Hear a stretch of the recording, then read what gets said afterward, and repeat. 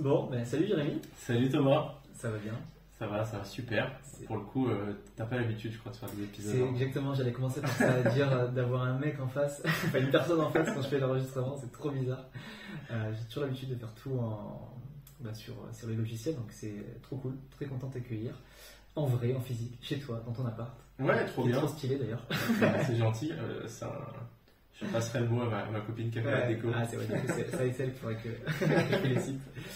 Donc, Jérémy Nabé, qui est déjà passé sur le podcast il y a quelques temps déjà, un an, je crois. Bon, je pense que le mieux c'est que tu te présentes parce que. Ouais, très bien. Enfin, à moins que tu veux que je te présente, moi. Vas-y, j'ai l'habitude. Quoique, j'ai pas tant l'habitude que ça. Je vais faire une petite présentation de Jérémy Nabé. Jérémy Nabé, auteur du podcast Ça fait un bail. Un des premiers podcasts immobiliers, voire le premier, je ne sais pas, qui donc du coup avec qui on échange beaucoup et qui est investisseur immobilier, entrepreneur et du coup voilà, auteur du podcast, auteur aussi d'un studio de création de podcast et voilà, qui devient un bon collègue et partenaire de travail et que j'apprécie beaucoup. Écoute, c'est pas mal. C'est pas mal. Je te laisse compléter cette belle présentation. Ouais, en effet, ma vie tourne beaucoup autour de l'immobilier et du podcast, parce que j'en produis pour moi et pour des marques que j'accompagne. D'ailleurs, j'ai commencé comme ça avec des marques, mais j'ai voulu, tu vois, créer un labo pour pouvoir leur donner des vrais tips. Quand j'ai vendu mon premier accompagnement de podcast, je me suis dit, bon, il faudrait quand même que j'en ai lancé un. Voilà. Et c'est là que ça fait un bail parti. Okay. Et voilà, sinon j'ai grandi dans le 77. Mon père est portugais, ma mère est polonaise, donc j'ai toujours un peu traîné sur les chantiers. Il y a beaucoup de gens qui travaillent dans le bâtiment dans ma famille. Un des premiers de ma famille à faire des études très poussées par mes parents et beaucoup de chance d'avoir eu des études. T'as fait des études dans quoi déjà? En commerce, en école de commerce. Mes études payées par mes parents et être dans les premiers de sa famille à le faire, ça donne une forme de.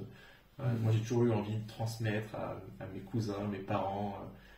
Et pendant longtemps d'ailleurs, je me suis cherché sur ce que je voulais faire et c'est Petite anecdote, c'est que j'ai rencontré un cousin qui était au Canada, que je n'avais encore jamais rencontré, qui lui avait fait des études et qui bossait sur un gros projet de clinique. Il construisait une clinique pour louer une partie, revendre une partie, etc. Et ce projet m'avait fasciné. Et c'est là que je me suis dit, ok, je ne serai pas architecte, je ne serai pas ingénieur, parce que je partais sur des trucs un peu de matheux. Et j'ai envie de faire du business, quoi. Donc ensuite... Voilà, un parcours assez classique d'école et ensuite de l'investissement immobilier, en colocation pour commencer et des podcasts pour essayer de trouver ma stratégie d'après. C'était vraiment mon leitmotiv, c'était à la fois de faire un labo pour mon agence de podcast et aussi de trouver un peu ma strat pour ma prochaine OP. Je me suis dit, si j'ai tous les plus grands investisseurs immo qui viennent sur mon podcast, il y a un moment où je vais déceler des trucs, des secrets, des niches qui sont hyper intéressantes et qui sont alignées avec ce que j'ai envie de faire. Je pense qu'on en parlera dans cet épisode, mais tu penses moi j'aime l'immobilier actif, les trucs où tu as vraiment de l'entrepreneuriat, ou du business qui est mixé avec l'immobilier, c'est pas fait pour tout le monde. Et c'est grâce à ces 120 personnes que j'ai rencontrées sur le podcast qui m'ont donné des idées et qui aujourd'hui font naître des projets qui sont chouettes. Et du coup, ça veut dire que tu es passé directement, finalement, de fin d'école de commerce à tout de suite business, entrepreneur. T'as pas fait de boulot de salarié avant ou... J'ai eu 2 ans quand même. Alors, moi, j'ai un peu triché, j'ai fait rapidement, quand j'étais déjà à l'école, j'avais aussi un job à côté. Donc, en 4e et 5e année, j'étais déjà embauché à la fois sur du un peu freelance ou du stage ou de la junior entreprise aussi. Après, j'ai fait 2 ans de salariat dans une boîte. Donc, j'ai pas mal voyagé pour Google où je lançais un service pour un partenaire de Google. Okay. Je suis allé à San Francisco, à Milan et à Paris sur cette première expérience. Et après, j'ai fait une expérience de 2 ans dans une boîte qui fait c'était un abonnement qu'on mangeait le midi. Donc, tu avais un abonnement à 79 € par mois. Tu avais 12 repas. Donc, c'était des repas à 6,50 €. Okay. Moi j'avais découvert ça en tant que client à San Francisco. La boîte s'appelait Milpal, j'avais trouvé ça génial. Ça me permettait de manger pour 6 $ ASF alors que normalement c'est plutôt 12. Et vraiment je vivais grâce à ça. Et j'avais adoré et j'avais contacté la boss qui avait dit, qui m'avait finalement 6 mois après proposé de lancer la France. Et du coup ils ont recruté une équipe un peu plus senior que moi. Je me suis retrouvé sales pour la France sur le lancement de cette boîte. Très entrepreneurial pour le coup. Ouais, t'étais quand même déjà bien dans le game. Quoi. Ouais. Et le taf, c'était d'aller signer des restaurants. Donc je sortais dans la rue, c'était du porte-à-porte de restaurants. Il fallait essayer de leur acheter leurs meilleures options de menu à moins 50%. Ouais. Voilà. Et ensuite, gros défi, quoi. En leur ramenant beaucoup de volume et en faisant de la précommande pour eux, parce qu'on arrivait à prévoir combien ils feraient à peu près de commandes sur tel item dans la journée. Ok. Voilà. Et ensuite, et j'imagine que c'était pendant cette période où tu étais salarié, où tu as pu faire ton projet IMO de coloc, c'est ça? Ouais, en fait, j'ai mis beaucoup d'argent de côté. Ils ont fini par m'envoyer lancer d'autres pays. Donc, je suis allé lancer San Francisco, j'ai bossé pour Londres aussi. Et je bossais dans une boîte de bouffe où je passais ma journée à bouffer gratuitement, du coup. Et en plus, ils me payaient les logements. Ils me payaient les logements quand j'étais à San Francisco et Londres. Ce qui me permettait du coup de mettre énormément d'argent de côté. J'étais commercial, donc j'avais du variable. J'étais à mort de faim. Je signais 2 ou 3 restos par jour. Je pense que je tapais vraiment des gros objectifs. Et ce qui m'a permis vraiment de mettre de côté. Et à la fin de cette expérience, on a commencé un peu à se brouiller sur certains points. Je me suis dit, ok, maintenant il faut que je me lance. J'ai envie de lancer ma boîte.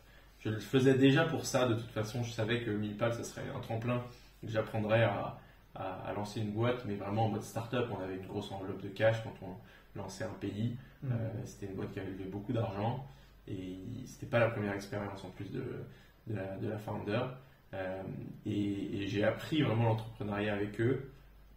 Et à ce moment-là, je me dis, bon, si je veux me lancer dans l'entrepreneuriat, j'aimerais bien quand même avoir un petit filet de sécurité. Je n'étais même pas sûr d'avoir une rupture conventionnelle à ce moment-là. Je me suis dit, je vais essayer de faire un investissement IMO. Tant que j'ai un CDI, on peut me prêter. Donc, et en fait, c'est allé un peu plus vite que prévu. J'ai ma boîte, je me suis arrêté en mars avec ma boîte. J'avais pas encore signé d'appart. Donc j'ai dû un peu mettre les bouchées doubles, mais ça faisait 6 mois quand même que je me formais sur les plateformes, etc. Sur YouTube. Et il s'avère que j'ai rapidement trouvé un appart. Je l'ai signé, j'ai eu les clés en juillet. La banque était un peu derrière moi en mode oui, on n'a pas eu votre fiche de paye de mars. Je disais oui, les RH. Et c'est à ce moment-là que j'achète le premier appart. Très bon cash flow. Ouais, je crois que c'était le titre de l'ancien épisode, 1500 € de cash flow avec un appart. C'était ça. En tout cas, avec le différé bancaire, ça me faisait 1500 € de cash flow. Et après différé, tu restais quand même avec un beau cash flow. Ouais, je te tourne 1000 balles. Et maintenant, je commence à payer des impôts. Sur 700. C'est pour ça que voilà, la passivité, c'est jamais très passif l'immobilier. Il y a un moment où ça nous rattrape. Bon, tu avais pu faire quand même un super projet, quoi. C'est ça qui est surtout moi pour un premier projet, c'est rare d'avoir autant de cash flow et c'est ça que moi j'ai beaucoup aimé dans ton histoire. Et du coup, aujourd'hui, moi j'aimerais qu'on parle de rentabilité entrepreneuriale parce que moi c'est un terme que j'emploie déjà souvent en fait dans mes podcasts et dans mon contenu parce que je considère que tu vas te dire si tu es en phase avec moi, mais je considère que l'immobilier, plus c'est passif, moins tu as de rendement, de rentabilité, donc de cash flow, et plus en gros tu vas y passer du temps, du stress, de l'énergie, et en gros plus tu auras de rentabilité, et en gros je dis souvent que la rentabilité tu l'as un peu à la sueur de ton front, quoi. Et voilà, j'aimerais qu'on discute un peu de ça ensemble parce que je sais que tu en as fait avec ce premier appart et qu'il y a un autre projet qui arrive, on en discutera peut-être tout à l'heure où tu es dessus. Moi je sais que moi, titre perso, sur mes apparts, plus j'ai mis d'énergie et de temps, et plus j'ai eu de cash flow. Donc j'aimerais dire que peut-être que tu le redéfinisses. Qu'est-ce que c'est selon toi la rentabilité entrepreneuriale? Comment tu le définirais? Ouais, c'est hyper intéressant comme concept et je pense qu'il y a plein de manières de l'appeler aussi. Sur un des épisodes, j'avais eu Julien de la Grandane qui parlait de taux de sérénité. Moi, je crois que cette expression, je l'ai prise de son bouquin. Ah, peut-être. Parce que la première fois que je l'ai lu, c'était dans son bouquin. Il a assez bien conceptualisé ça et lui, il est plutôt sur de l'investissement passif. Et pour le coup, donc moi en effet, je considère que ce que tu disais, est-ce que c'est un peu systématique? C'est pas systématique. Ce qu'il faut surtout pas faire, c'est de te retrouver avec un appart ou un logement où tu passes beaucoup de temps et tu mets beaucoup d'énergie et en fait la renta est pas incroyable. C'est bête, quoi. Chaque franc, c'est ça, chaque pourcent en fait de renta, il faut que il faut que si tu passes 1 heure de plus par semaine, il faut vraiment que ça aille changer ta vie, quoi. En tout cas, si tu as un objectif de scaler, si ton objectif c'est d'aller acheter 3-4 appartements, de les gérer toi-même et de t'en faire un nouveau job parce que tu fais de la LCD et que tu gères 4 apparts toi-même et du coup tu sors tes 3000 euros de cash flow, ça peut être plutôt une belle vie. Hein. Ça ressemble même un peu à ce qu'on peut faire en maison d'hôte quand on est hôte et qu'on reçoit des gens. Et en revanche, voilà, le but c'est d'essayer de se dire comment je fais pour aller chercher quelque chose où j'ai peut-être où j'ai beaucoup de. Si je mets beaucoup d'énergie, il faut que ça me rapporte beaucoup, ou ça peut être autre chose, ça peut être hyper excitant, ça peut être social aussi. Imaginons que je fasse un immeuble et que je vais y accueillir des handicapés. Je peux peut-être mettre plus d'énergie et c'est pas forcément pour de la renta. Pour de la renta, mais plus pour aider et tout. Ouais. Exactement. Voilà. Et dans le cas de mon projet, il y a une grande partie patrimoniale, on tease à fond. Il y a de la vieille pierre à rénover et ça fait aussi partie du truc. Tu vois, j'ai rencontré Alexandre Martucci sur un de mes épisodes qui a une société qui s'appelle Sovilla. Il fait du séminaire, du mariage, du séminaire et de l'EVG, quelque chose qui peut vraiment faire des bonnes rentas.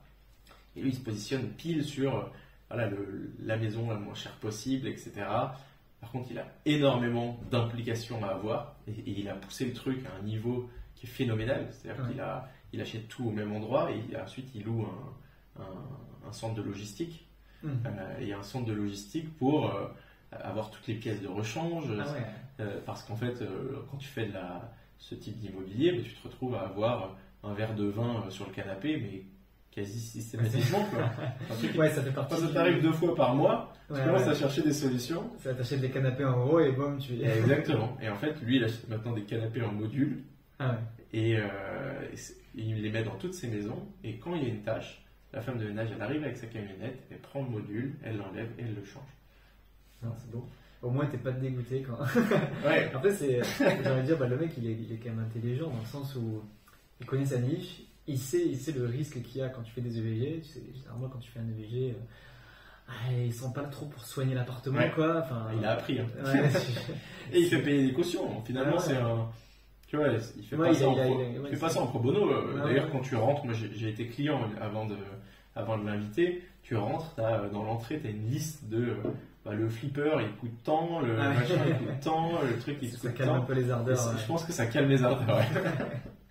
Mais bon, après, il est quand même bien équipé, c'est là son petit centre de logistique. Ça, je ne le savais pas, tu vois, en tant que client. J'ai appris après, j'étais là, waouh. Ok, et donc du coup, si on devait définir un petit peu, tu vois, les différentes façons de faire de la rentabilité entrepreneuriale, si tu devais m'en citer quelques-unes, on a le temps, pour les détailler, du moins, je sais pas, peut-être la plus accessible déjà pour l'auditeur lambda qui veut se lancer dans l'IMO et qui veut faire du cash flow et qui est prêt à mettre de l'énergie dedans, qu'est-ce que ce serait? Écoute, comme c'est un épisode assez théorique, tu vois, j'en ai sélectionné 6, je les ai préparés ce matin. Bien fait, peut-être même que je pourrais te filer un lien, on fera un petit récap, on pourra mettre un peu des photos, des trucs, comme ça il y aura un truc un peu illustré. Donc 6 stratégies et j'ai mis vraiment des trucs très rentables, tu vois, des trucs où il faut vraiment y aller en termes entrepreneurial. D'ailleurs, ça monte en gamme, j'en ai fait 6 et ça monte crescendo. Donc voilà, on parle souvent d'immobilier opéré en fait. Quand on ramène de l'entrepreneuriat, on se retrouve vite à faire de l'immobilier opéré, c'est-à-dire qu'il y a des choses à faire. Alors soit c'est des petites choses que tu peux automatiser en mettant typiquement la LCD, quand tu fais de la location courte durée, tu mets une boîte à clés, ou tu mets une serrure connectée. Ça c'est déjà une manière de proposer un service, une prestation sur place. Est-ce que c'est toi qui te la donnes toi-même ou est-ce que tu as une personne sur place qui opère ce lieu?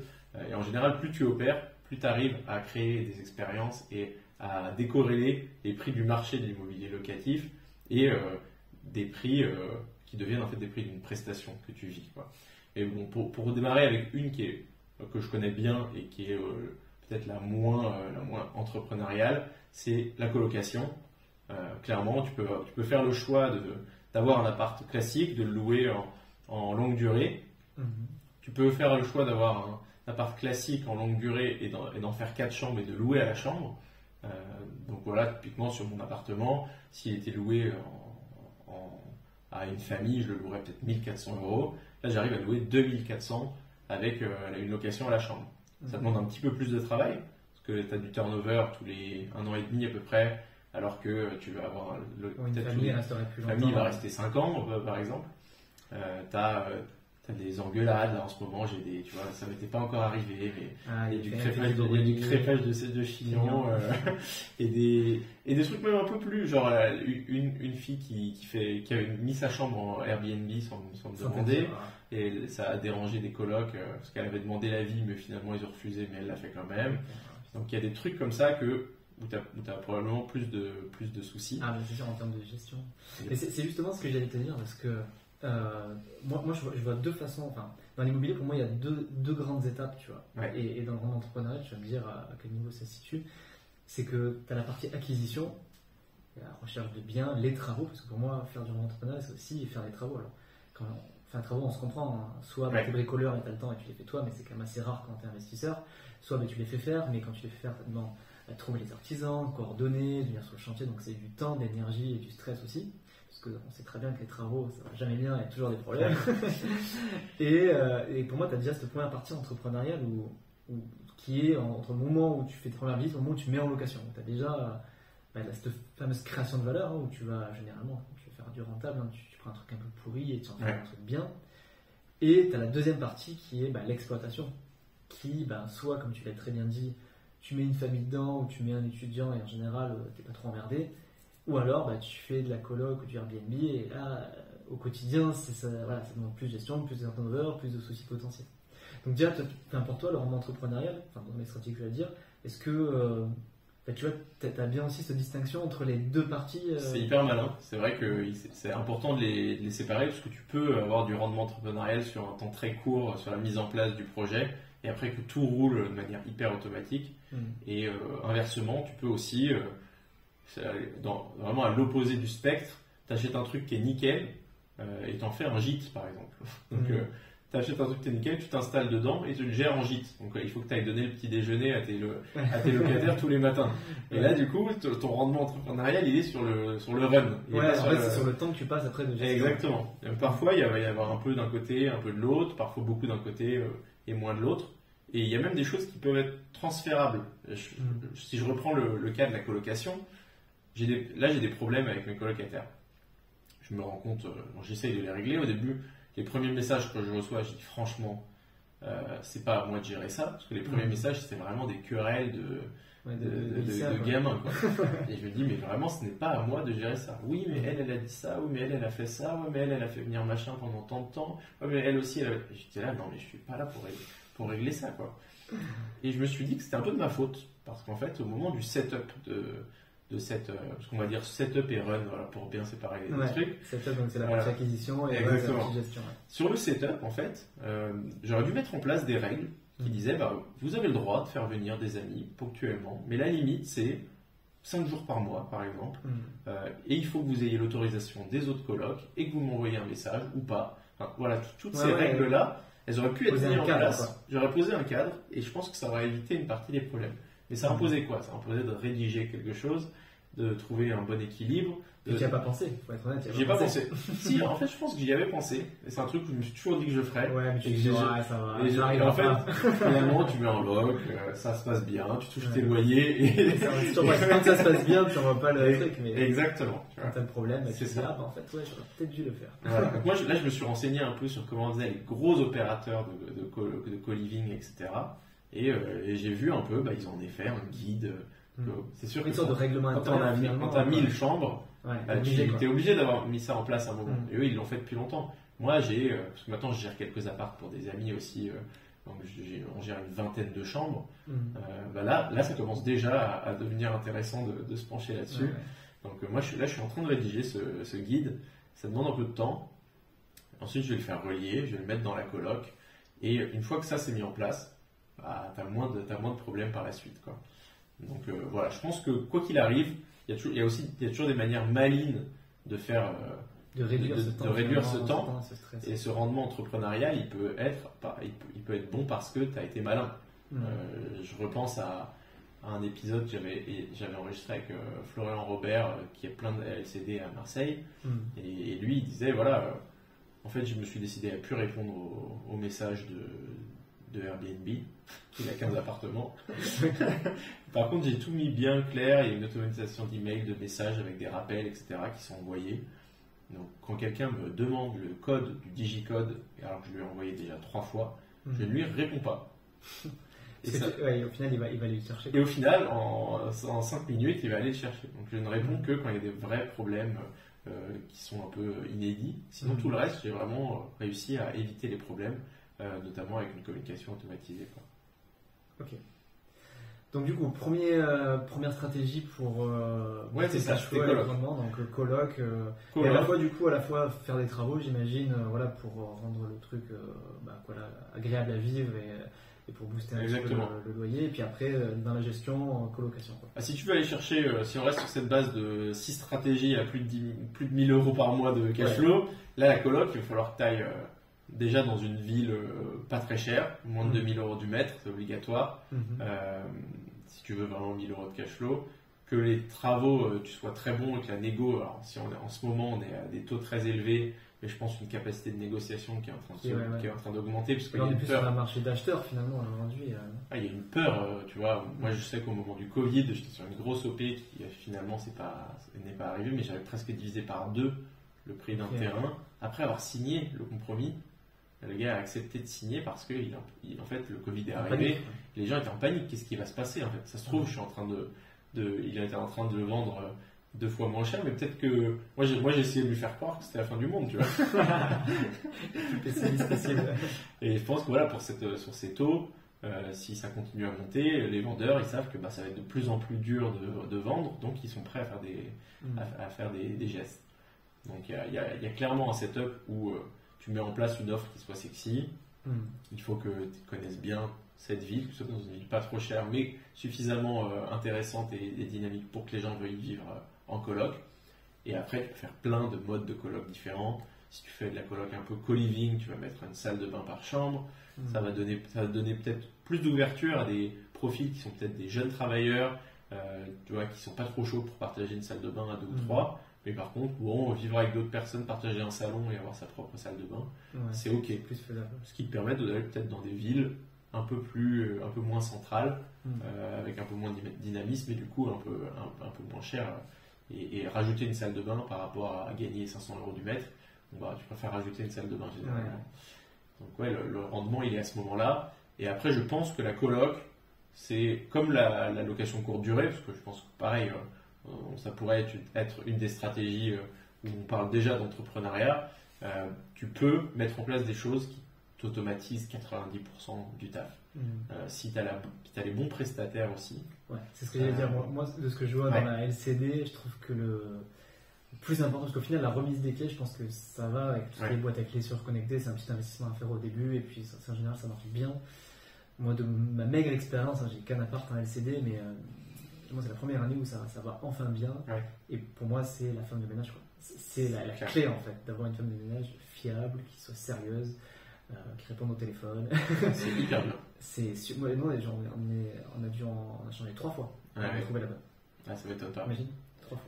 Ça m'étonne pas. Moi, j'ai essayé de changer là, et tu vois, j'ai cherché partout pendant des heures, j'ai appelé des dizaines de femmes de ménage, j'en ai convoqué 5 pour toutes les voir sur la journée, tu vois. Heureusement, j'ai des apparts de tous mes potes, donc je faisais des tests, tu vois, je les ai toutes fait venir à un horaire et pour aller faire le ménage dans un des apparts. Et je venais et je voulais vraiment tester, voir laquelle était bien et tout.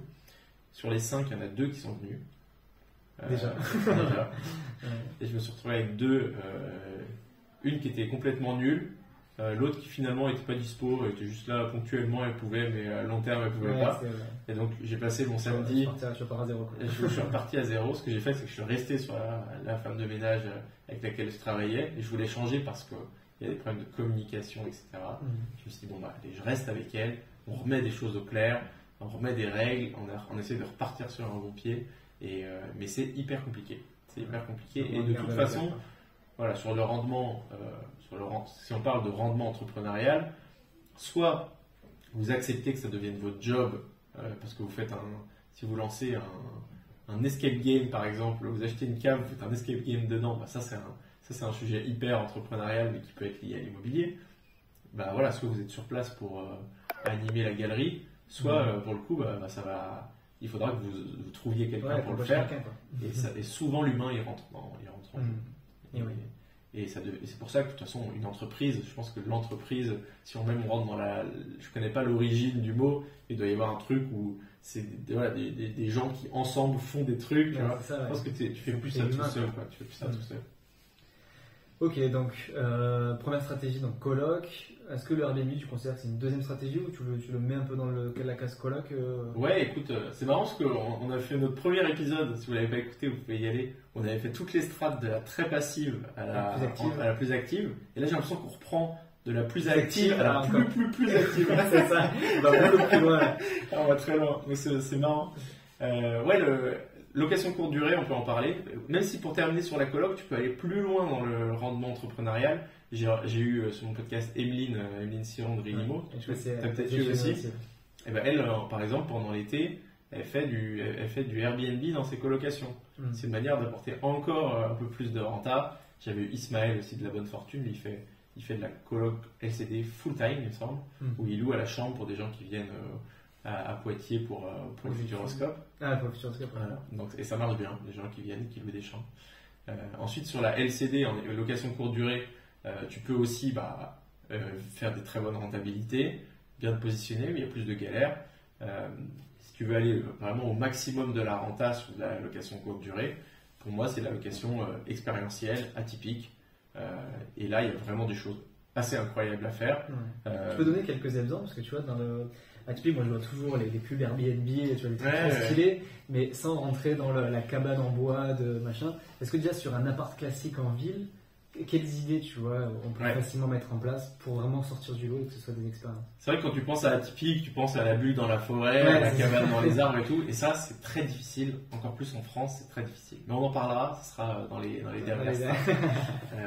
Moi j'ai eu sur mon podcast les frères Ducreux de Mon Plan Immo, qui est un de mes épisodes préférés de l'année. Franchement, j'ai adoré cet épisode et on s'entend aussi hyper bien, très bon fit avec eux. Et pour le coup, ils ont développé une stratégie sur comment tu peux faire 1000 euros de cash flow avec moins de 100 000 euros d'investissement. Donc un truc hyper agressif, et c'est dans des apparts, dans des villes justement. Et donc eux, ils expliquent globalement, sans tout vous spoiler, mais il faut trouver des rez-de-chaussée. Parce que souvent, l'atypique qui marche assez bien, c'est la balnéo, la love room. Alors, donc, détaille un peu, c'est quoi ça? Alors, en fait, tu peux faire une love room. Love room, il va y avoir différents niveaux de love room. Tu as la love room où c'est juste un appartement assez cosy, où tu as mis une belle déco, type déco Bali par exemple, avec... donc pour le coup, la balnéo, ça permet tu peux faire une petite déco Bali avec des arbres, pas mal de végétation, une petite balnéo dans un coin, et là, tu as des couples qui vont venir, qui vont apprécier d'avoir un truc un peu différent.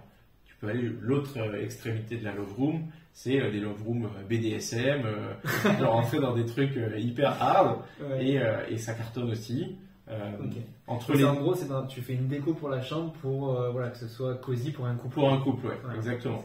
On est d'accord, on parle pas de prostitution. On parle vraiment d'un appart classique. C'est un appart classique que tu mets vraiment, qui est dédié aux trucs amoureux, un voyage de noces ou des choses comme ça. L'avantage de cette stratégie-là, que ce soit d'un côté ou de l'autre du spectre d'ailleurs, c'est que tu peux pas seulement avoir des gens qui sont de passage aux touristes, tu peux avoir des gens de la ville en fait.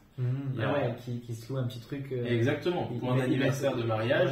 Ils mettent la chez la nounou et puis ils vont faire leur petit truc amoureux. T'as pas un jacuzzi chez toi, assez peu de personnes qui ont un jacuzzi et une très belle déco. D'ailleurs, les gens sont globalement assez mauvais pour faire de la décoration. Et ils ont envie du coup finalement, c'est vraiment comme de l'hôtel, mais hôtel spa, mais chez quelqu'un, tu vois. Et donc l'idée c'est quoi? C'est de faire donc la love room, une chambre cosy, amoureuse, et tu mets une sorte de spa aussi. Ça marche souvent, c'est pas obligatoire.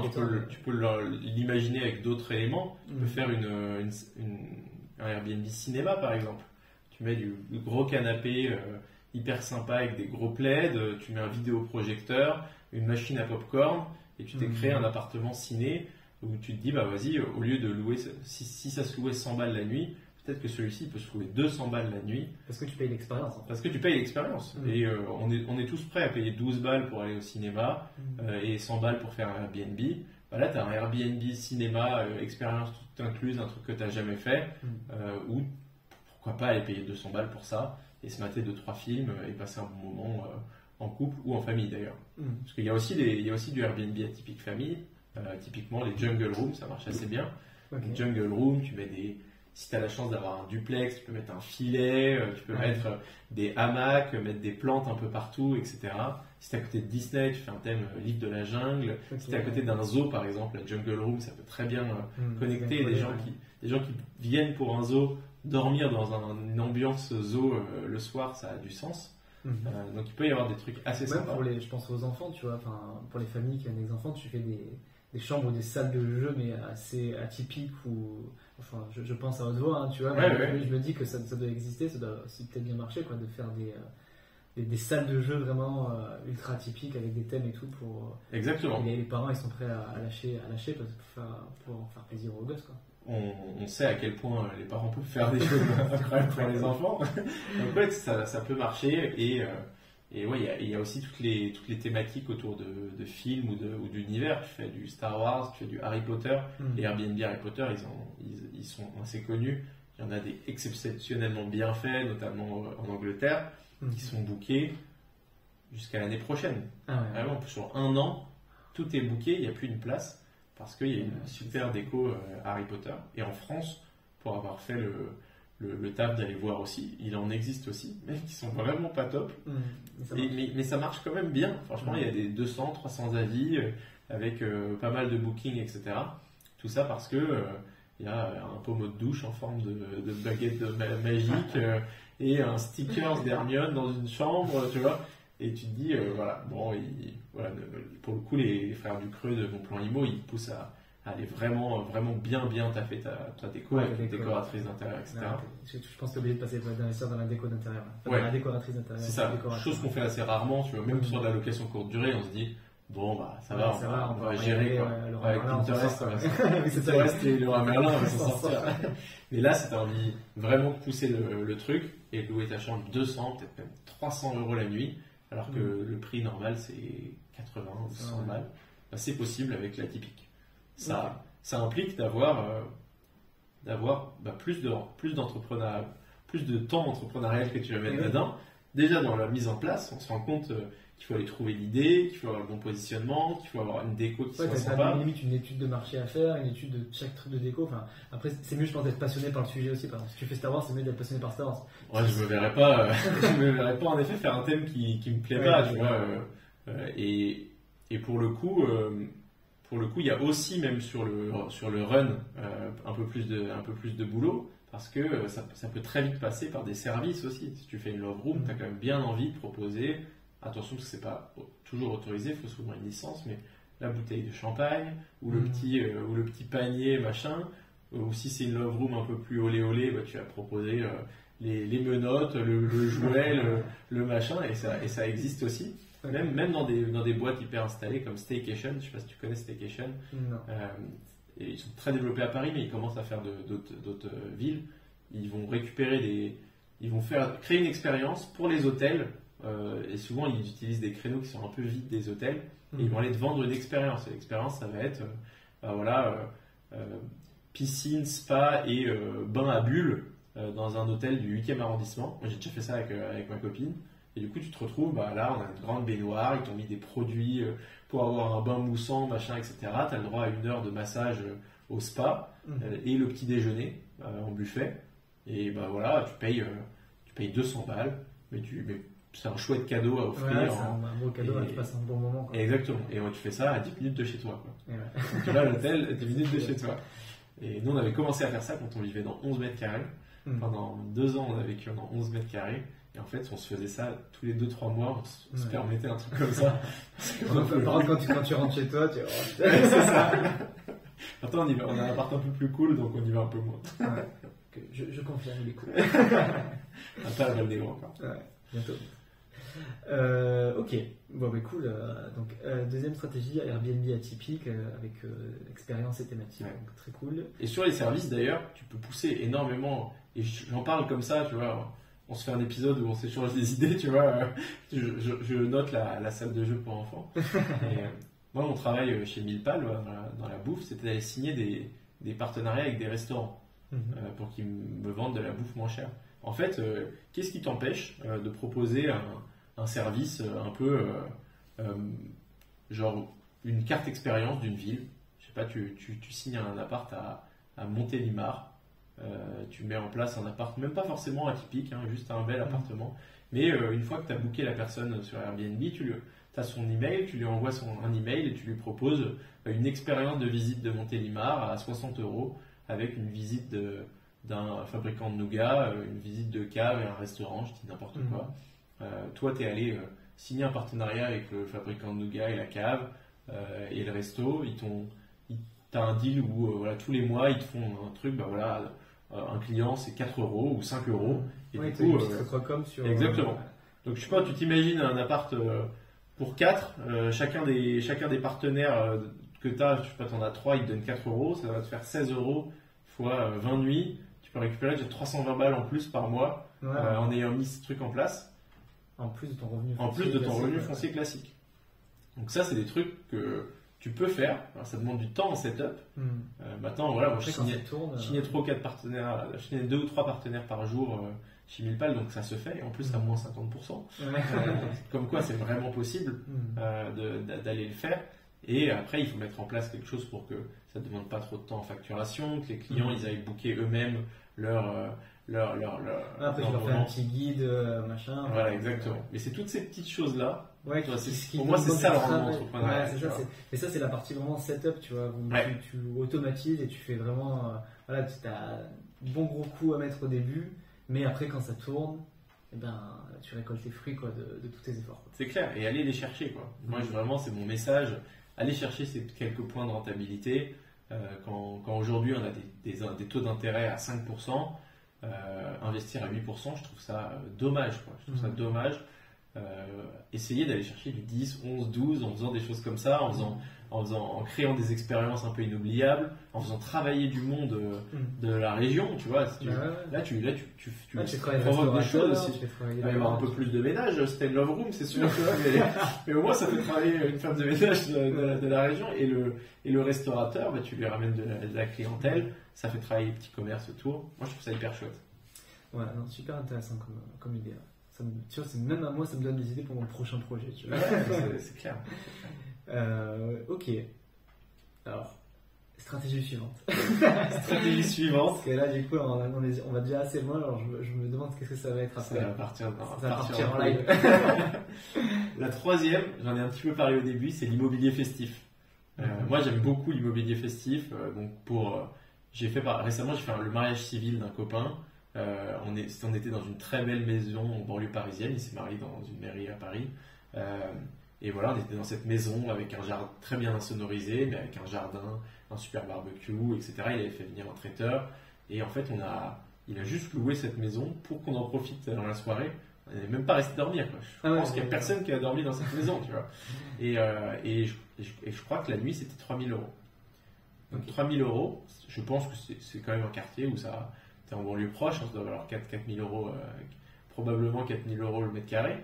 Mais avec des nuits, même 2 ou 3 nuits, allez, 2 nuits par semaine à 3 000 balles la nuit, tu peux avoir des rentables qui sont hyper bonnes. On était 50.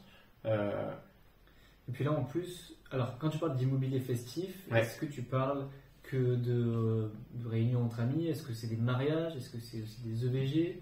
Ça inclut tout ça ou c'est vraiment qu'une niche du festif? Je pense que tu les as cités, tu vois, en effet, moi je vois mariage, anniversaire, EVG, toutes les réceptions qui se font sans qu'on rentre dans le business, dans le B2B, ça sera pour la suite.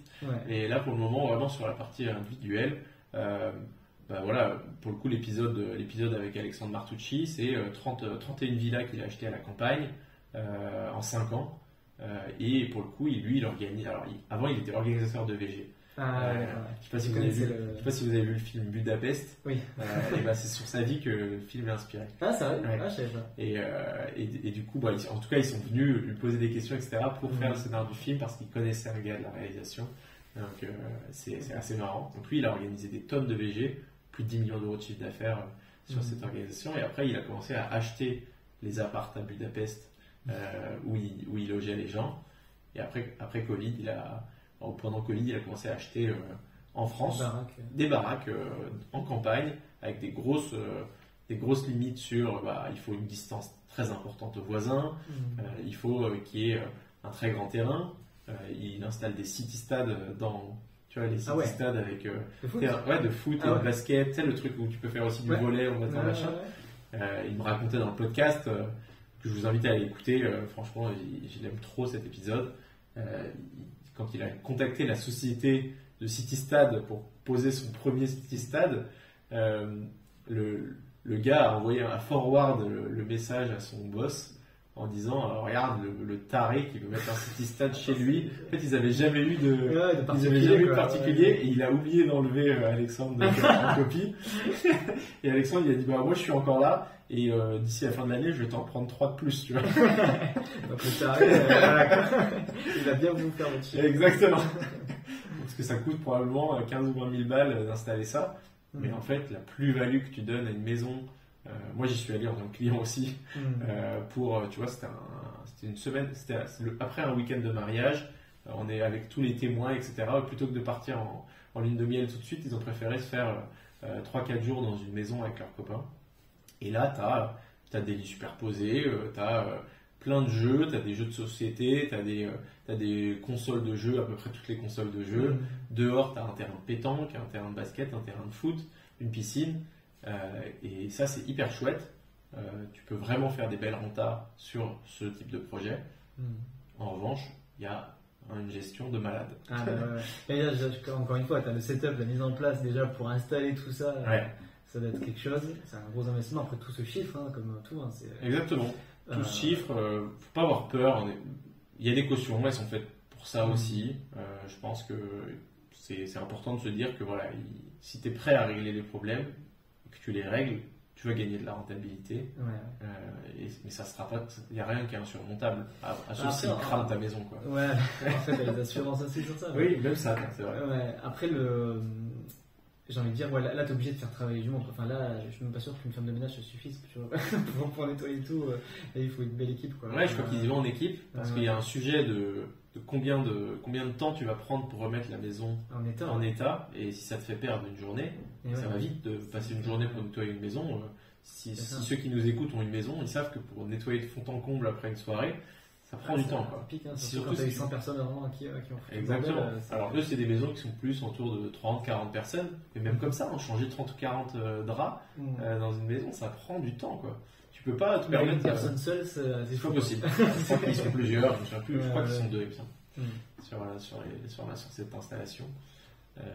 Et voilà, moi j'adore ça parce que, encore une fois, tu sais qu'en tant que client, déjà c'est cool, quoi. Enfin, je pense qu'on l'a tous fait, dans beaucoup d'auditeurs, je pense. Exactement. Quand tu fais des mariages, même des week-ends entre potes, dans une super baraque et tout, je sors des vacances, je suis dans les scènes pendant une semaine et on avait la maison parfaite, terrain de pétanque, on avait salle de jeu avec arcade et tout. Enfin, c'était génial, quoi. Et évidemment, et puis après c'était 10 ou 15 et tu divises le prix et tu es prêt à mettre le prix parce qu'en plus c'était vacances. Donc je pense que de la demande en plus elle sera là, quoi. Elle sera toujours là. Et pour le coup, tu peux faire encore plus, si on pousse encore le truc, tu peux aller chercher des parts de commission sur des activités que tu vas proposer. Je sais pas, si tu es dans une région de vin, tu peux proposer un gars qui vient faire une dégustation de vin, t'apprendre des trucs, un œnologue, etc. Lui, c'est une presta à 500 balles. Si tu vas à 50, c'est tout à fait possible de le faire. En revanche, lui, il va pouvoir se prendre peut-être le propriétaire 20 ou 30% du truc. Et ça, c'est encore une manière d'aller augmenter ta renta. Ça, au final, c'est un peu comme le Airbnb. Là, on revient un peu sur. Au final, c'est une source de revenus complémentaire à ton revenu foncier où tu vas prendre ta part d'apporteur d'affaires parce que tu fais travailler quelqu'un du coin, parce que tu rajoutes une activité, une expérience dans le... Très connu dans le mariage, pour le coup. Ouais, en plus. C'est le vin, en général, bon, ça va. Il y a des lieux de mariage qui imposent le traiteur, ou qui t'imposent 3 traiteurs, et il y en a certains qui prennent des marges qui se rapprochent même de 50%. Quoi. Ouais. Ok, donc là on reste donc immobilier festif, mais B2C, est-ce que tu as vite fait parler de B2B? Est-ce que c'est la prochaine stratégie? C'est la prochaine stratégie. Stratégie B2B, donc on parle principalement de séminaires. Ça, j'ai découvert aussi. Pour le coup, j'ai pas eu véritablement d'épisode là-dessus encore, mais j'ai un invité qui arrive, qui est le directeur général de Châteauforme, immense boîte, première boîte européenne sur le séminaire. Et d'ailleurs, il y a de plus en plus de loueurs, même LCD, qui prennent le créneau du séminaire parce que s'ils ont un bien qui est adapté, ils vont aussi le proposer. Là, sur le séminaire, il y a vraiment différentes gammes. C'est très très large. Si on commence sur le très très haut de gamme, tu vois, ça va être des COMEX de grandes entreprises qui veulent se réunir à 10 personnes pour 2 ou 3 jours réfléchir à la stratégie ou fêter la fin de l'année ou n'importe quoi. Donc tu as des boîtes comme Iconic House qui le proposent. Le collectionniste, ils proposent maintenant leur maison en format séminaire pour ce type-là. Et quand c'est la boîte qui paye, en plus c'est pas pareil. Tu peux vite monter dans les prix. C'est de l'argent déduit d'impôts de toute façon, donc on peut y aller. Et j'ai vu sur le benchmark que j'ai pu faire, tu peux monter sur des séminaires de 2 jours jusqu'à 30 ou 40 000 euros pour des COMEX de boîtes du CAC 40, etc. qui se font vraiment plaisir. Avant, ils peuvent se faire un week-end à la montagne en hélicoptère pour faire du ski. Ils peuvent se faire une magnifique villa ou un château et aller en profiter avec des expériences un peu atypiques qui puissent être proposées. Donc ça, c'est vraiment le séminaire hyper haut de gamme. Hyper haut de gamme. Après, si tu descends un peu, tu as du séminaire un peu luxe confort comme Châteauforme, où c'est quand même 300-400 balles par personne par jour hein, il faut y aller. Mais du coup, si tu imagines quand eux, ils ont 25 salles de séminaire, ils peuvent avoir des équipes de 2 ou 300 personnes à 400 balles tête la journée. Donc tu peux vite faire des trucs incroyables aussi. Eux, ils sont focus que B2B, ils font pas de mariage dans leur château, etc. Et ils sont devenus les meilleurs là-dessus.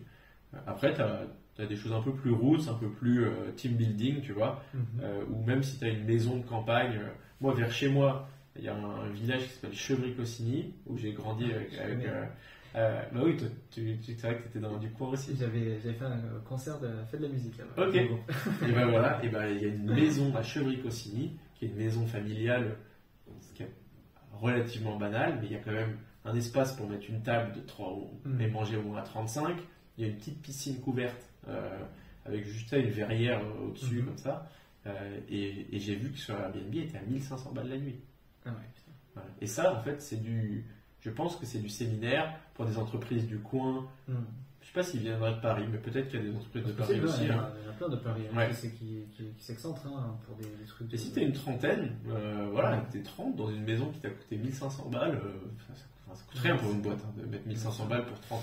Mais là, du coup, on est quand même sur une stratégie qui est quand même un peu plus difficilement applicable aux particuliers lambda. C'est un peu, soit tu es en société, tu fais ça un peu en gros, soit tu es un investisseur un peu aguerri et tu as déjà un peu roulé ta bosse. Ouais, je pense qu'il faut avoir envie de faire du business, clairement. Alors, parce que là, sur le séminaire, tu as quelques plateformes qui existent, mais il faut, si tu veux faire du séminaire très cher, par exemple, il faut avoir des contacts, limite faire de la prospection commerciale sur LinkedIn pour aller les chercher, etc.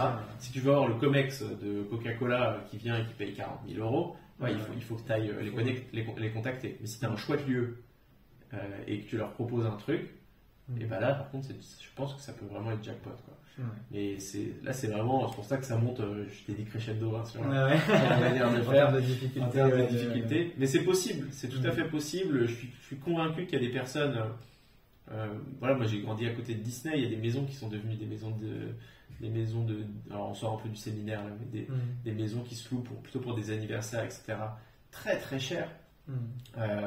Juste de personnes qui se sont dit ok, ma maison, je l'ai achetée 200 000, bon, c'est bien de la vallée, elle a vite coûté 400. Et en fait, là, je peux aller vivre à la campagne et cette maison, je peux la garder, la louer 2000 ou 3000 euros la nuit. Parce qu'elle est à côté de Disney. Parce qu'elle est à côté de Disney, quoi. Et qu'il y a des familles qui veulent venir et qu'on peut y dormir à 20 et qu'il y a des gens qui veulent faire leur anniversaire à Disneyland et qui viennent même pas de France parfois. Il y a des trucs assez lunaires. Donc voilà, je pense qu'il y a vraiment de la valeur à aller chercher dans plein d'endroits dans l'immobilier. Et le séminaire, je pense que c'est un bon créneau sur ces trucs un peu plus routes. Tu vois, c'est sûr que si tu veux aller coucher beaucoup de monde au même endroit, dans des dortoirs, etc., toutes les boîtes ne seront pas prêtes à faire ça. On va être plutôt sur des startups. Je sais que Decathlon, par exemple, quand ils font des grands séminaires avec le siège, c'est du séminaire un peu roots. C'est dans la culture de leur boîte. Donc tu peux retaper un beau corps de ferme, avoir 2-3 chambres plus un très beau dortoir et proposer ce type d'activité. Si tu as des choses à faire autour ou sur le domaine que tu as acheté, ça peut être une très très bonne stratégie. Ok. Et d'ailleurs, on va peut-être en parler après, mais c'est un peu un des futurs projets finalement. Exactement. Je crois qu'on arrive. Ah non, mais on n'y est pas encore. C'est la 6e, c'est le bonus. Parce que j'aimerais bien qu'on touche un mot sur ton nouveau projet dont je vais faire un peu partie à mon humble échelle. C'est trop bien. Vas-y, enchaîne sur la stratégie d'après du coup. Donc là, on était sur B2B séminaire. Ouais. Donc là, on va monter crescendo. Donc qu'est-ce que tu vas m'annoncer là? Écoute, je pense que là, on n'est plus sur de l'immobilier. Faut lancer un logiciel. Non, il y a. Et c'est quelque chose que je connais moins. Je suis plutôt client que vraiment investisseur sur ces choses-là. Mais moi, il y a l'immobilier sportif qui, je pense, tu peux faire énormément de choses et trouver des très bonnes rentables. Ça m'intéresse beaucoup parce que j'aime de plus en plus le sport. Ouais. Tu te lances. Ouais, t'étais sportif. Ouais, j'étais sportif avant et là, vu que je suis bien à la campagne, un peu de temps, je me suis mis bien au vélo et au tennis. Et je deviens très très chaud de sport. Donc vas-y, j'écoute avec mes grandes oreilles. Moi j'ai fait du basket pendant très longtemps. Après je me suis fait les ligaments croisés. Donc j'ai refait mon premier match lundi. Et je suis allé à la Hoops Factory. Donc la Hoops Factory, c'est un grand hangar à Aubervilliers qui a été acheté et transformé en petit terrain de basket hyper quali que tu loues à l'heure. Et quand tu loues à l'heure, c'est 12 € de l'heure par personne. Donc là on était 10. Donc à 10... 120 balles. Ouais, c'est ça, ils ont pris 120 balles de l'heure sur un terrain et il y en a une dizaine, quoi. Ouais. Le truc était blindé. Alors je sais que c'est difficile, ils en avaient plusieurs, ils ont même fermé ils en avaient 3, je crois que maintenant il n'y a plus qu'une seule localisation. En même temps, il y a eu le Covid, etc. Donc ça n'a pas fait du bien. Et je trouve que sur l'immobilier sportif, il y a des choses extraordinaires à faire. Tu achètes des beaux endroits, tu fais des fives du foot à 5, tu fais la Hoops Factory pour du basket. Je veux savoir le sport à la mode en ce moment. Le paddle. C'est un truc de fou. Chez moi, tout le monde, parce que du coup je fais du tennis, et donc en ce moment il n'y a plus de tennis parce que c'est les vacances, donc tout le monde jure que par paddle, et tout le monde est en train de migrer du tennis au paddle, et c'est la folie. Enfin, je sais que chez moi, il n'y a pas assez, enfin les terrains commencent à arriver à se construire, mais le peu qu'il y a, on doit aller à 20 minutes de voiture, et tout est plein tout le temps. Et une demande, enfin l'offre et la demande, elle est comment déséquilibrée. Et je pense qu'il y a une martingale, tu vois. Il y a une martingale sur le paddle en ce moment. Il y a vraiment d'autant que le gros avantage, c'est que c'est des terrains qui sont petits. Donc, tu vois, faire un terrain de tennis au milieu de Paris, par exemple, c'est plus possible aujourd'hui. Il y en a 2 ou 3 qui existent, mais il y aura jamais plus de terrains de tennis à Paris, je pense. En revanche, des terrains de paddle, je crois que tu peux mettre 2 terrains de paddle sur un terrain de tennis ou un truc comme ça. C'est à peu près, et tu peux te trouver des espaces qui sont suffisamment, même peut-être dans des lofts ou des machins, je sais pas, ou en banlieue proche. Je pense que c'est le plus malin et c'est ce qu'ils font en tout cas autour de Paris. Et du coup, de trouver là vraiment de très très très bonnes rentables, mais ça demande d'avoir probablement quelqu'un sur place. Mais là, il faut c'est un employé obligatoire. C'est un employé obligatoire. Souvent, t'as un bail d'ailleurs et t'as pas acheté les murs. Tu peux acheter les murs aussi et profiter de cet enrichissement latent de l'immobilier qu'on connaît, dont on parle souvent sur nos podcasts, mais c'est pas obligatoire, c'est des risques supplémentaires.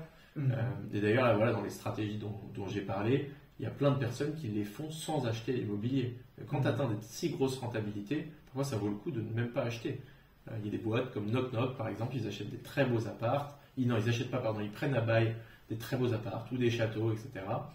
Avec un bail à 40 000 € l'année, et ils vont essayer de louer 140 000 en ciblant véritablement une niche spécifique ou en faisant des travaux, améliorant le truc et gérant ce que des propriétaires ne sont pas capables de faire, quoi. Donc là, toutes ces strates, sachez que si vous écoutez ce podcast, que ça vous plaît, que vous vous dites j'ai trop envie de faire un truc comme ça, mais j'ai pas forcément l'argent ou la capacité d'emprunt pour acheter, je suis convaincu que toutes ces dernières stratégies dont on parle, elles peuvent être faites juste en format sous-location, entre guillemets. Ouais, Vraiment, sans acheter les murs. Sans acheter les murs. Mm. Moi, j'adore acheter les murs.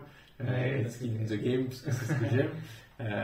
Et aussi parce que plus si tu achètes, tu verticalises complètement, tu choisis exactement ce que tu veux, comment tu le fais et tout. Ouais. Voilà. Si tu achètes un truc, il faut refaire une toiture, c'est à toi en tant que locataire de retaper une toiture, que ça te coûte 20 ou 30 000 euros. Tu préfères que le bien il soit à toi. C'est clair. Voilà, sur la partie sportive, moi il y a le père d'un copain qui a pris avec des copains l'exploitation d'un golf.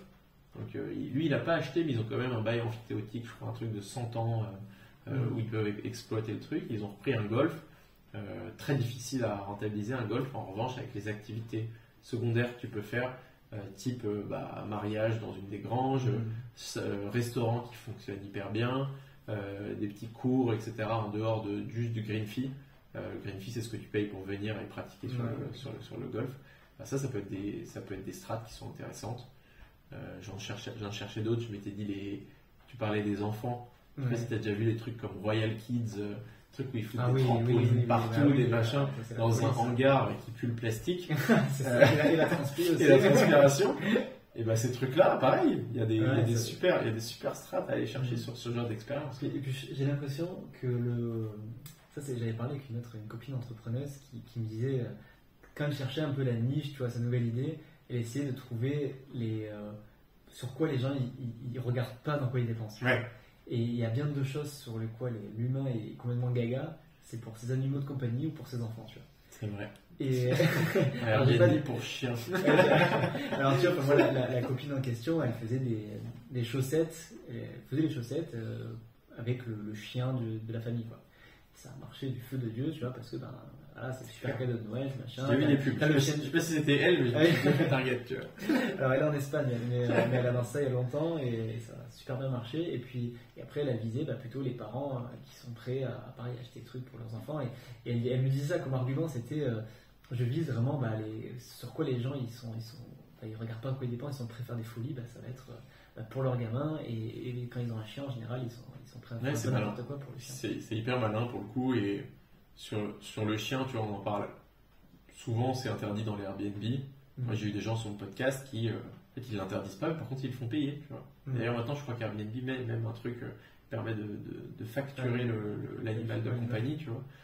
Bon, voilà, tu peux faire un appart. Si tu trouves un endroit où la plupart des apparts disent non, peut-être que juste toi, le fait que tu l'acceptes, et qu'il y ait une jolie petite niche à l'entrée, ça parlera aux propriétaires de chiens et ils bookeront ton appart plutôt qu'un autre, même s'il est plus cher. Ouais. Autre idée. Et sur toutes les autres idées, avant de passer sur le gros projet, on a assez teasé, c'est un château, c'est un énorme domaine, plein milieu de la nature. On va vous parler de ce projet. Je suis allé lister plein d'autres idées, immo-business comme ça, tu vois. J'ai m'étais noté appart ou grande cave en centre-ville que tu transformes en studio d'enregistrement de podcast. Il y a des gars qui ont fait ça, ils ont lancé Podspace récemment. Le mec s'appelle James Alley, vous pouvez le trouver sur LinkedIn, il en parle souvent. C'est dans le 2e arrondissement de Paris. Ils ont pris un appart, ils l'ont transformé en studio de podcast. Il expliquait que sur son premier mois, il avait fait 5 chiffres en revenus. Ah ouais. Donc au moins 10 000 euros. Et quel que soit le prix que ça lui a coûté, que ce soit un bail ou qu'il l'ait acheté et que ce soit des mensualités, s'il arrive à faire 10 000 euros par mois avec son studio de podcast, c'est pas mal. Et il a une sacrée renta sur un appart parisien, au centre de Paris, ce qui est hyper rare. Donc ça, c'est une chouette idée, j'aime trop. Après, il y a les fameux lavomatiques. Je ne sais pas si tu avais eu Laurent Boutier sur son podcast. Non. Moi, j'ai eu Maud et Laurent Boutier, épisode 88, hyper intéressant, où eux, ils font du lavomatique en rez-de-chaussée, etc. Ils le combinent avec plein d'autres trucs. Tu peux mettre des baignoires pour nettoyer les animaux, par exemple. Ah ouais. Tu as une machine spécifique pour nettoyer ton chien, et du coup, ça t'évite de tout dégueulasser chez toi. C'est un truc qui est vraiment fait pour, etc. En plus, ils vendent le shampoing, machin. Ils te vendent la lessive du truc. Il y a des box Il y a des lockers Amazon aussi. Donc Amazon te paye, te paye pour avoir ce locker et ça ramène du monde chez toi. Et donc il y a tous ces trucs un peu automatiques type vending machine, comment on appelle ça, une machine quand tu achètes une canette là. Distributeur automatique, merci. Et toutes les idées les plus farfelues que vous pouvez avoir, que ce soit la cuisine partagée pour des dark kitchen, de l'escape game. J'ai vu des gars qui ont lancé un truc qui s'appelle Quiz Room. C'est dans des caves vraiment, mais je crois qu'ils en ont au moins 50 en France. Ah ouais. Donc c'est pas juste un truc. Donc c'est un peu un jeu télévisé avec des buzzers que tu fais entre amis. Donc, tu vois, ça devient un peu le truc de team building, etc. Ah ouais. Et ils en ont une bonne cinquantaine. Tu vois juste les points sur la carte. J'ai pas trouvé l'info, mais j'en ai compté au moins 48. C'est genre tu simules un peu un passage à la télé sur une émission. C'est ça. Okay. Tu choisis ta thématique. Tu lances le truc, ça dure 1 heure. C'est entre collègues, c'est entre 4 et 18 joueurs. Okay. C'est 22 € par personne, le prix minimum. Et eux, ils sont ouverts partout. Tu as envie de faire ça, tu as envie de faire ça avec tes collègues, c'est sympa. Ça peut être pour un anniversaire, ça peut être pour un team building ou un pot de départ ou n'importe quoi. Et ça te permet de cumuler une activité qui est semi-IMO, tu vois. Ouais. Alors, c'est plus vraiment de l'IMO, sauf si tu détiens les murs. Parce que voilà, on connaît le mantra sur McDo, sur le fait que en fait, c'est plus de l'immobilier que de la bouffe. Donc voilà un peu toutes les idées par-ci par-là qui peuvent exister sur cet immobilier opéré et de l'IMO très entrepreneurial, quoi. Ok, wow, ça m'a donné tellement d'idées, je te jure, là, j'ai envie d'aller voir ma banque et savoir qu'est-ce que je peux faire. Je vais acheter un terrain de padel, je vais faire un quiz room et je vais aller aussi faire un Airbnb spécial Star Wars. Ou le tout mélangé. Ouais, non, c'est ouf, hein, les idées elles sont folles. Après, bah, voilà, comme tu as dit, hein, c'est de l'entrepreneuriat, donc ça veut dire que ça demandera encore beaucoup plus de temps, d'énergie qu'à l'immobilier classique, mais voilà, j'espère vraiment que ça pourra inspirer des gens, des auditeurs en tout cas, de tout ce que tu nous as raconté. Du coup, c'est bizarre, vu que je suis pas chez moi, je sais pas depuis combien de temps ça fait qu'on enregistre, mais j'essaie de 1 heure. Ouais, voilà, 1 heure, j'essaie d'arrêter là. Est-ce que du coup on peut terminer sur ton projet ouf que tu es en train de lancer, qui est peut-être du coup ta stratégie en fait. Ouais, carrément. Quart de coup, et que tu nous racontes un peu ce que tu es en train de faire et pour ceux qui veulent aussi te suivre, après voir un peu le projet. Carrément. Écoute, moi j'ai cherché une stratégie qui puisse rassembler différentes briques dont on a parlé aujourd'hui. J'avais cette passion de la vieille pierre, j'aime beaucoup l'histoire. Je suis toujours fasciné par les beaux bâtiments qui sont très vieux quand j'y passe, et je voulais absolument pouvoir rouvrir les portes d'un bâtiment comme celui-ci. J'ai rencontré Martin Ménez, le fondateur de Bivouac, sur le podcast. On s'est rendu compte qu'on partageait cette passion. Et on s'est dit, ok, comment on fait pour relancer un bâtiment, relancer un village qui soit éteint, tu vois, vraiment. On est un peu fous tous les deux de toute façon, donc on part souvent un peu dans les tours quand on commence à brainstormer. Et on a cherché, lui il voulait plutôt faire un truc hôtel à ce moment-là, et on s'est rendu compte que l'hôtel, pour le coup, c'était encore plus difficile, je pense, en termes de prestations et de services à apporter. Si tu veux faire un bel hôtel, il faut pas seulement du staff, il faut du staff très qualifié. Et moi, je cherchais plutôt un lieu de mariage parce que j'avais fait le mariage d'un de mes meilleurs potes qui m'avait dit combien il avait payé. Spoiler, 10 000 € pour le week-end. Et je voyais que c'était dans une grange en Normandie. Je commence à regarder pendant le mariage sur le Bon Coin et je vois des granges à 250 000 €. Je fais vite le calcul des 10 000 €, 25 mariages, c'est bon, c'est remboursé. Alors il n'y a pas les travaux encore, mais bon, tu te dis que même avec 1 million de travaux, je faisais le calcul, je me disais allez vas-y, 1 million de travaux avec la piscine et compagnie, tu vois. C'est toujours bon, c'est toujours rentable. Du coup, on a commencé à chercher avec Martin ce lieu. On a fait énormément de visites. On a cherché pendant 18 mois. C'est pas récent. Très très long. Toujours des problèmes parce que vraiment ça demande. C'est très très spécifique comme recherche. On voulait beaucoup de place. Au début, on arrivait dans des trucs de 2-3 hectares. On s'est rendu compte que ça suffisait même pas, quoi. Donc là, on s'est positionné sur un domaine de 12 hectares dans la Sarthe, à à quelques minutes seulement de la gare de Sablé, donc de Paris, tu es en TGV en 1h15, tu es là-bas, quoi. Ok. Donc, nous, c'était un objectif, on voulait se rassurer en disant au moins, voilà, les boîtes parisiennes, elles pourront venir en séminaire la semaine, et les Parisiens pourront s'y marier le week-end. C'est vraiment ça. Ouais. Faut que ça reste pas trop loin de Paris, quoi. Exactement. Parce qu'on connaissait pas assez les autres.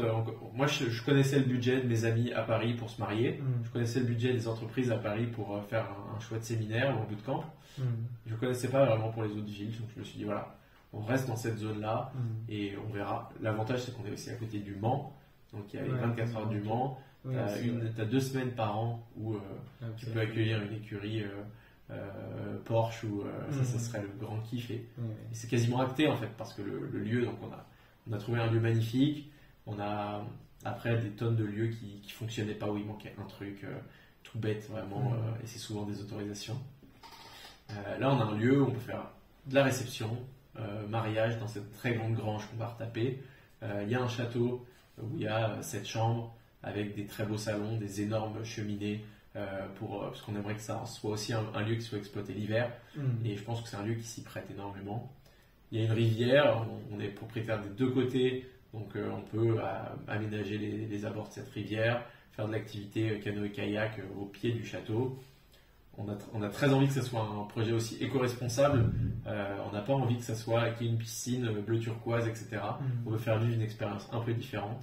Donc on va aménager une partie de cette rivière où il y a une petite cascade pour pouvoir se poser sur des matelas gonflables sur la rivière, plutôt que de creuser une piscine qui coûte 50 000 euros et plus 1 000 euros par mois d'entretien. J'ai vu vraiment une grande piscine, c'est 1 000 balles par mois d'entretien. Ça m'étonne pas. C'est lunaire, quoi. Et en plus tous ces produits toxiques qu'on n'aurait pas trop envie de mettre dans une belle forêt comme ça. Donc on essaye de créer une expérience autour de ce projet. On a signé, on n'a pas encore les clés. Bientôt, il a fallu trouver de l'apport. Donc c'est un projet à un peu plus de 2 millions d'euros. Et il fallait qu'on trouve un peu plus de 500 000 euros. Donc là, on a fait l'appel aux invités du podcast. C'est une nouvelle fois un gros avantage du podcast. Il y a beaucoup de valeur dans les auditeurs, mais aussi beaucoup de valeur dans les invités qu'on reçoit et les personnes qu'on rencontre. Donc ça a été une belle soirée où tu n'as pas pu être là. Et la prochaine, j'espère. Peut-être que c'est toi qui en feras une. Oui, c'est ça, pour un nouveau château. Et voilà, on fait une aventure un peu collective. On s'est dit que si on rassemblait une quinzaine, une vingtaine de cerveaux bien faits, d'investisseurs, en plus, ça serait pas seulement un apport financier, mais de pouvoir rendre ce lieu encore mieux, de créer aussi un engouement, une communication dès le début. On a un influenceur qui a plusieurs millions d'abonnés, qui a mis un ticket. On a des investisseurs qui sont passés sur ton podcast, sur mon podcast.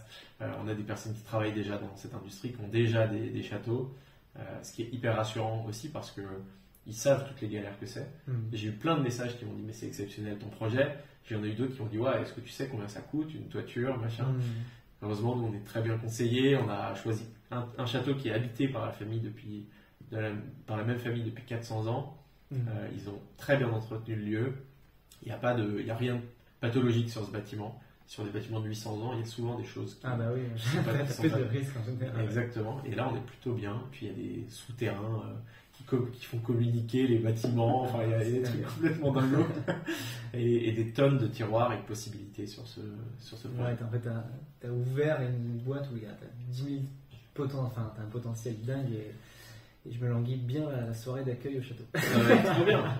Tu peux faire de la stratégie 1 avec du Airbnb atypique parce que il y a une partie de la forêt qui pourrait être exploitée en cabane. On est en train de rédiger le PLU avec la ville.